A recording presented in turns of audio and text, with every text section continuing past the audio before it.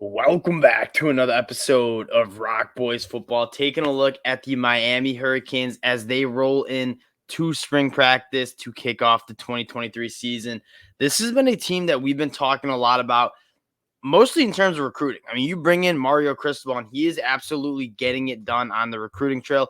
I get his first year in Coral Gables was not what a lot of Miami fans wanted, but I think it's really hard to argue that this program is not going in the right direction. They are killing it on the recruiting trail. They're bringing in a lot of talent. And when you look at teams to watch and monitor during spring practice, Miami's a team to watch because you got a lot of new faces who could make new impacts in this 2023 season.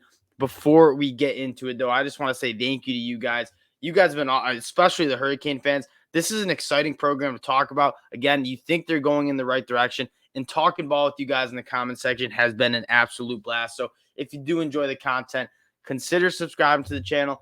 But more importantly, let me know what players you think I need to add to the notebook heading into this 2023 season. I love chopping it up with you guys in the comment section. You guys always have kind of like those sneaky players to keep an eye on as we roll into 2023. So let's get started here.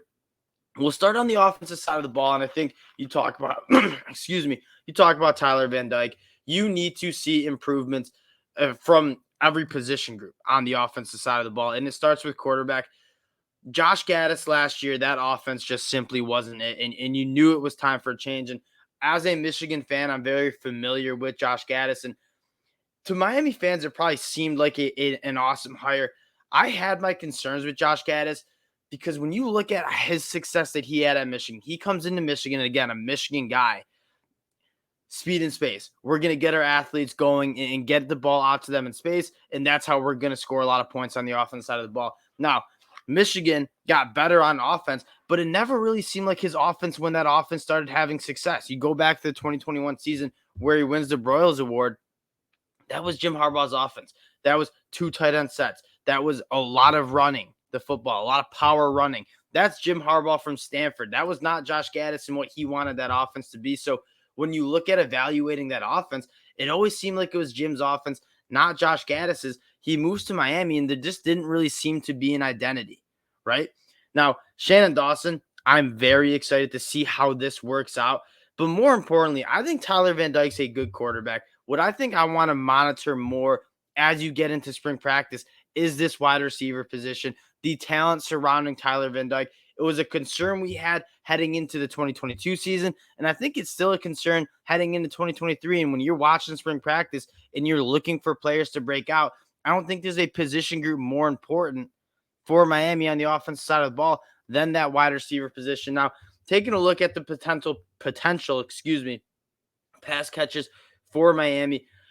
Xavier Restrepo, when he goes down with an injury, that's when you really saw this Miami wide receiver room hurt. There was not another guy outside of Will Mallory at the tight end position that you could reliably go to when you needed to play through the air. So Xavier Restrepo coming back from injury, I think, is massive.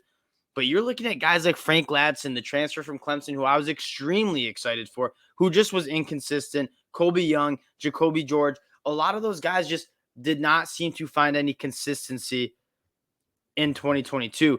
Some guys to keep an eye on, though, and you got two guys coming in, but I want to talk about Nathaniel Joseph, early enrollee. I don't know if you've seen the pictures of him on Twitter, but he's looking like that strength program with Aaron Feld is paying off because he's looking like an absolute dog. What are the ways that they can find to get Xavier Restrepo and Nathaniel Joseph on the field at the same time? Because when you look at the playmakers, pass catchers specifically, to provide some explosive plays for Miami, I think it's coming from those two guys. So monitoring the wide receiver position when we go back and watch that spring game, that's probably the most important group to keep an eye on. Now, this offensive line, I think this offensive line is going to be phenomenal heading into 2023. You're not really sure what the starting five is going to be, but you got a lot of really, really good names. I want to start with the guy that Miami fans probably conflicted on. My guy, Zion Nelson, 2 years ago, I thought he was going to be a first-round NFL draft pick. I remember him starting as a true freshman at tackle against Florida week 1, and he looked undersized, and he did not play very well. He got his butt kicked, but he got consistently better. In that second year, he looked phenomenal. He looked like a guy that had elite athleticism. He had put on the size, and then year 3, year 4, just it wasn't it. And I wasn't really sure what happened with him. I know he's been battling some injuries, but it's, excuse me, if Zion Nelson can get back to his form, his second year form, and continue to get better, he's a guy that I think can be a top 50 pick in the NFL draft. He just needs to put it together. Now, if that does not happen, you have two true freshmen who are early enrollees who can, I think, are ready to play year one in Francis Mayoga and Pancake Honcho. Now, I'm that's probably the thing you're monitoring the most is, do these guys look like they're ready to play year one? That it's rare. It's rare to find offensive tackles who are first year dudes at the college football level who can play football at a high level and be starters. LSU did it with Will Campbell. I'm wondering if Miami can do it with guys like Samson Okunla and Francis Mayoga. Now, on the inside, I think you got a lot better. Matthew Lee at center from UCF. He's a plug and play dude who's going to be extremely good. And Javion Cohen from Alabama, he probably would have been a day 2 pick in the NFL draft had he entered the NFL draft. He transfers to Miami. No doubt he's eyeing a first round selection in the 2024 NFL draft. This offensive line on the interior looks great. And you have 3-4 guys that you feel comfortable playing at tackle.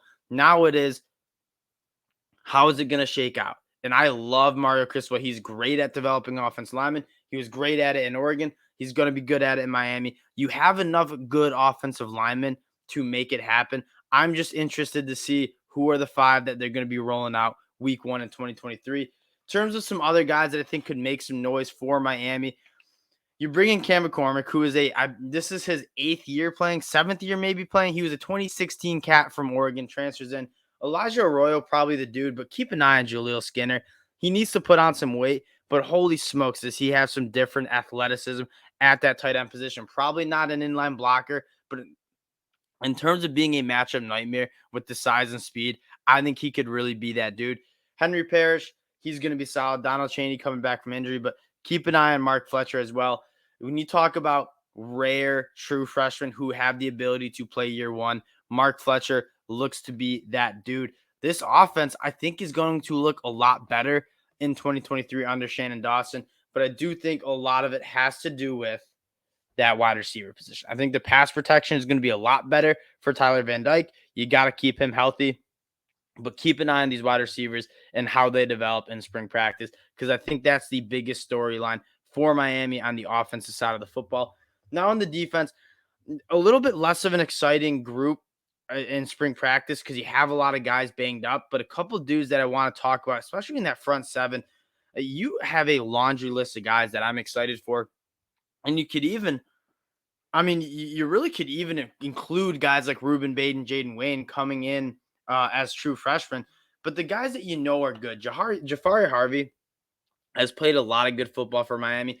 Thought last year was going to be his breakout year. I think this year could be his breakout year. Leonard Taylor's an absolute dog. If he can reach that potential, that 5-star recruit he was, I think he can be phenomenal. Branson Dean coming from Purdue and Thomas Gore just add really good depth to that interior.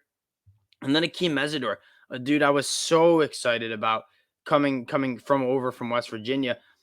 Wanted to play edge. I think he's still working on that transition to edge.